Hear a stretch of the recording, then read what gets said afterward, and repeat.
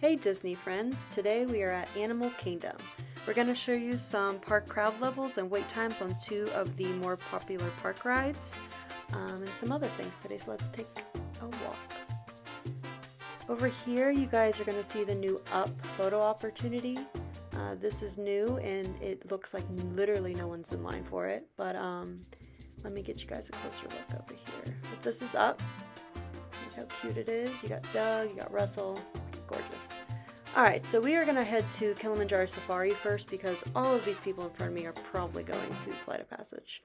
Ahead of me, you guys will see the Tree of Life. If you guys have never seen the Tree of Life, it is gorgeous. It stands at 145 feet tall and has over 300 animals carved into it, and it's so pretty. So it is a must-see if you've never been here. I would definitely recommend walking up and checking it out. Alright guys, we're going to head to Africa, which is where you will find Kilimanjaro Safari. And here you'll see different notices on how guests have to wear masks. You want to make sure you follow policy. They will kick you out if you are not wearing a mask, so FYI to everybody. It is dead, as you can see. We are here at 9 a.m. and yeah, there's literally nobody here. So this hopefully will be a walk-on. It says a 10-minute wait, so to me that's a walk-on. Over there's Everest, looking gorgeous as ever. I like going on Kilimanjaro Safari in the morning. I feel like the animals are more active than at night. However, the lions do roar at night sometimes, so you might miss out on that, but I just feel like the animals are more active. So I do recommend going on Kilimanjaro Safari first. If that's something you want to do. It's basically like a little safari ride, which I'm going to show you, but that's why we're going to head there first. But some people like going to Flight of Passage first. It is a great ride, but I'm going to go ahead to Kilimanjaro Safari. And as you can see, it was a good decision because literally, again, nobody here. So yeah, let's go.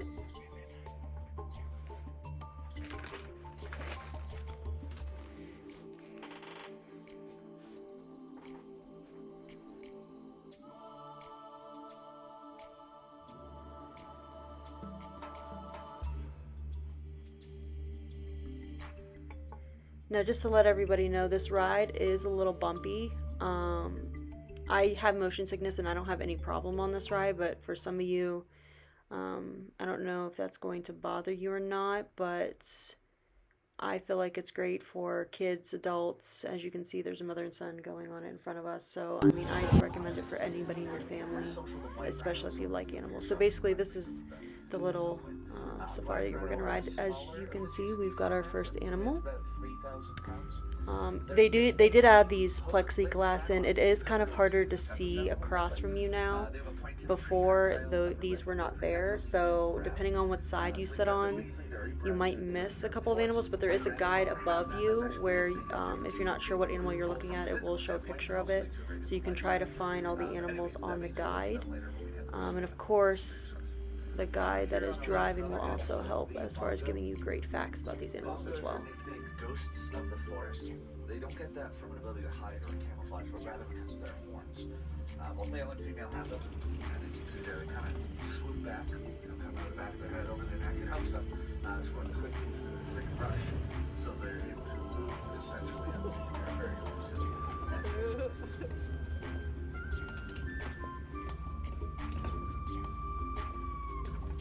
Now this Humbambi Wildlife Reserve is home to 34 species with up to 110 acres.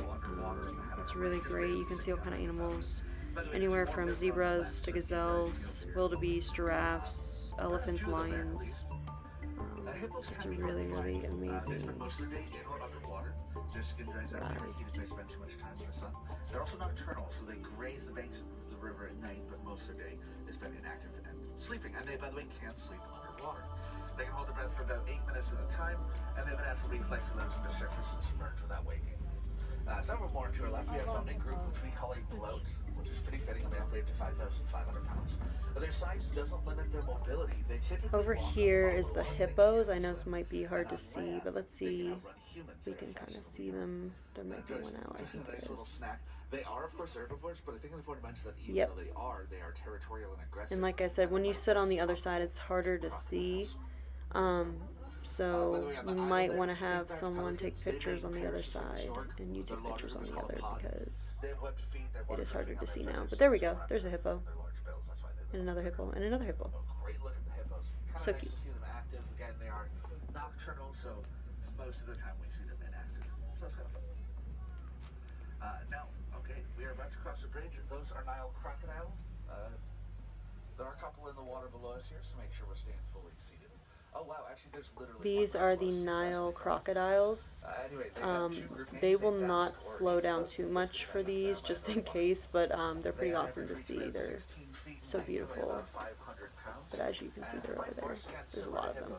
About 2,000 pounds per square inch of predator, so one bite can easily crush the bones of their prey. One interesting thing, you'll often find that both crocodile and hippos with their mouths open for very different reasons, and it looks very different. For hippos, you'll see what looks like yawning. That's essentially a territorial display. They're trying to show off their teeth. Crocodile, you'll see lay on the bank of the river for extended periods with their mouths open. That's for thermal regulation. It's for cooling. So it's a lot like how dogs pant. They don't have any sweat glands, so they have to release heat to their mouth. So, it might look scarier than dogs panting, but it's essentially at least the same concept. There are a lot of different ways animals thermoregulate, so it's definitely something I'll talk more about throughout the journey, but I think that's one of the cooler ones. Anyway, we're now leaving the forest, running out into the savannah. I can see a couple antelope species up ahead, and some giraffe as well, so we've got that to look forward to, which is nice. This area is some of the more famous species, and it is a lot easier to find. Quite a few wildebeest. As I say that, I mean it. There are quite a few coming up ahead here, but this is actually not a whole lot at the same time. They're one of the more populous species. They are also going to typically live in herds much larger than this. They can range anywhere from about 10 to upwards of 1,000. So the, I don't know, 15 or so, 20 maybe. That's a small herd. Anyway, the herds all come together once a year to migrate. They'll travel up to about 1,000 miles, mostly in search of food and water, and they're about 1.5 million. They are, by the way, an antelope species. They're known as new and wildebeest. Wildebeest coming from Afrikaans word. This here is the savannah. This is where you will find a majority of the animals. So zebras, wildebeest, and my favorite, the giraffe. So hopefully the giraffes are out today. They normally are. But yeah, let's see what we can find, guys. Males also use those horns to spar to establish dominance and mating. The dominant male mates, that kind of thing. We'll talk more about those kind of mating behaviors throughout the journey too. On the right, the Ankole cattle are an actual domesticated species. I'll come back to them in a moment because it's actually really cool. On our left is not a domesticated species, but an animal related to domestic animals, the African painted dog. They're not, by the way, on the spotting guides above you. The reason they are on the reserve, unfortunately, they're the most endangered predator in Africa. They're only about 7,000, so we're doing our best to protect them. Painted dogs are canine. They pant to thermoregulate. They yip, kind of like a small dog, and they've got very good hearing. See how big the ears are and all that. Very helpful, that last one, with hunting. They're not the biggest or strongest predators in Africa. They're some of the most successful, and it's because they're a pack hunter. They're groups. They work very well together. They can be 8, 10, sometimes even more, and they'll chase their prey for up to an hour to the point they collapse from exhaustion. So success rate's about 80%. It's higher than lions. Okay, let's see. They have a lot of names, by the way. Painted dog, This wild is dog, awesome. hunting dog. It's so pretty out here. I love this ride. This is one of my favorites just because I love animals. So if you have an animal lover in your family, this is a must-do. If you've never done it, especially.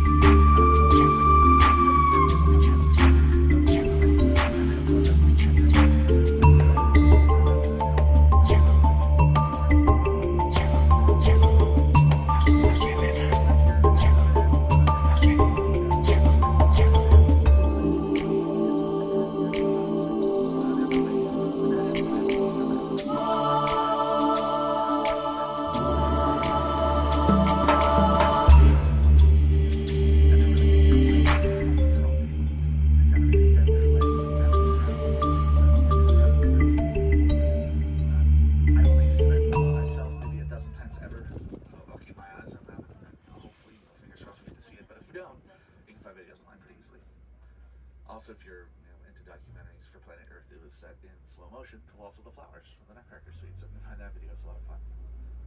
Anyway, we move on.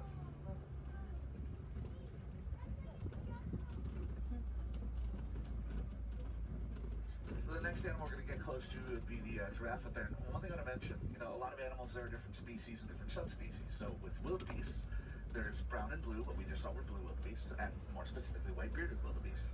That is what's on your spotting guide. With the giraffe, they are technically not.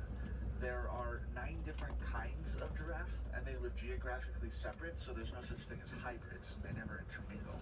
That means the giraffe we see here, if we see any others, it'll be the same kind.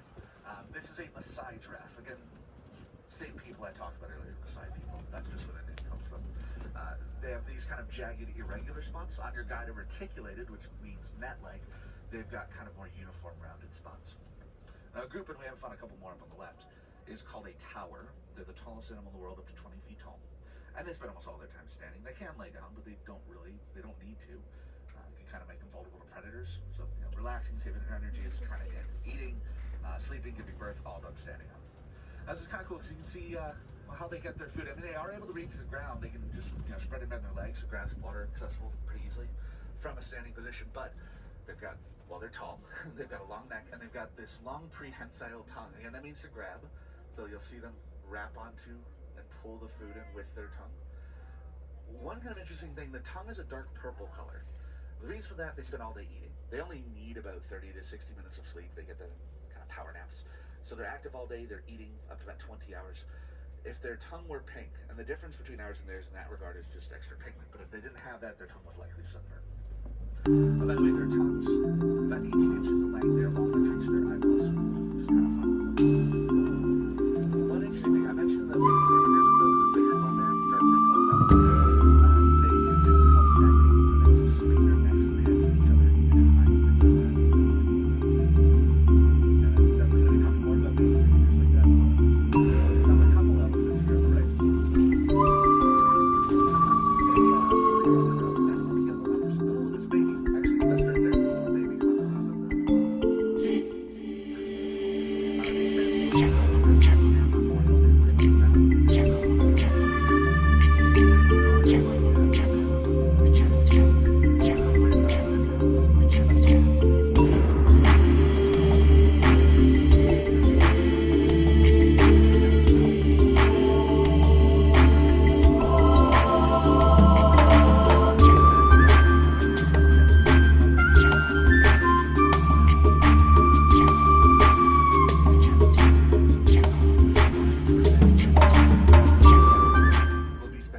Don't you see this rock formation? This is where the lion, the king of the jungle, is. Normally these guys are asleep, but it looks like we are actually going to see them awake, which is very shocking. This is pretty awesome.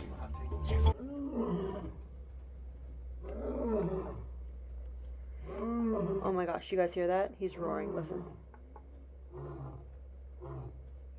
I'm shocked. He's literally roaring.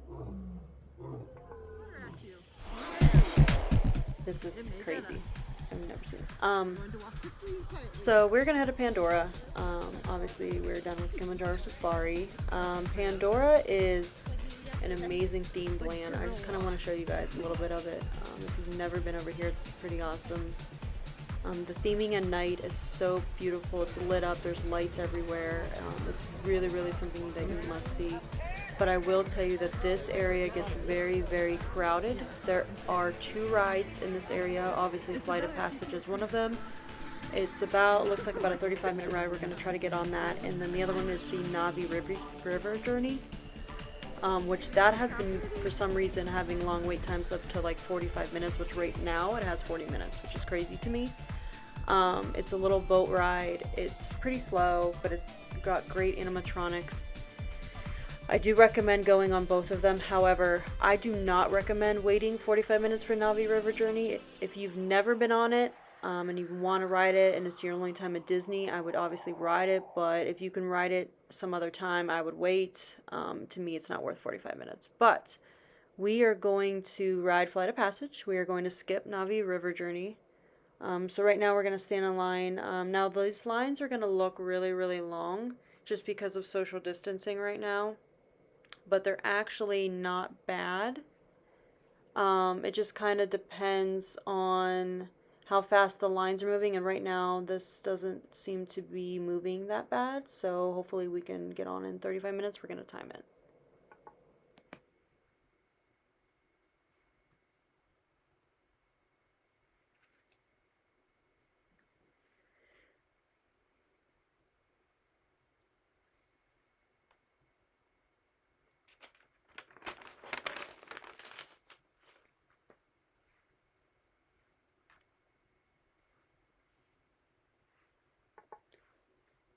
Now, I'm not gonna film on this ride just because it's 3D and it's too much, but I am gonna film some of the queue so you can kind of see how the queue looks because the queue is really awesome.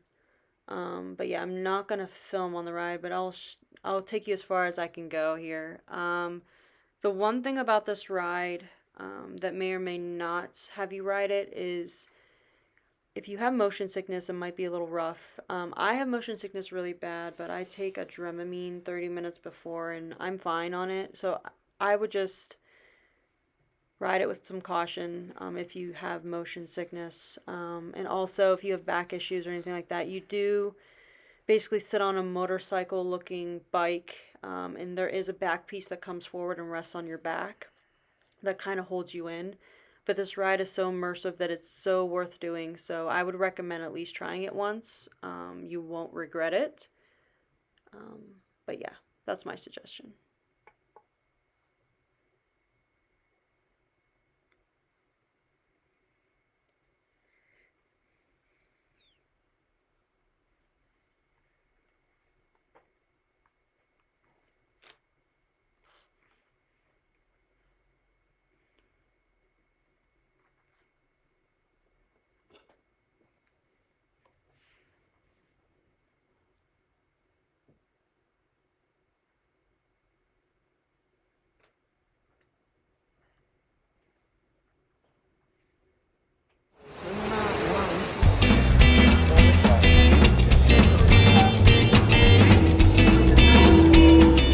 So here's some of the queue. Look how cool this is. And here are some cavalcades. Look what we ran into. Chip and Dale, Goofy.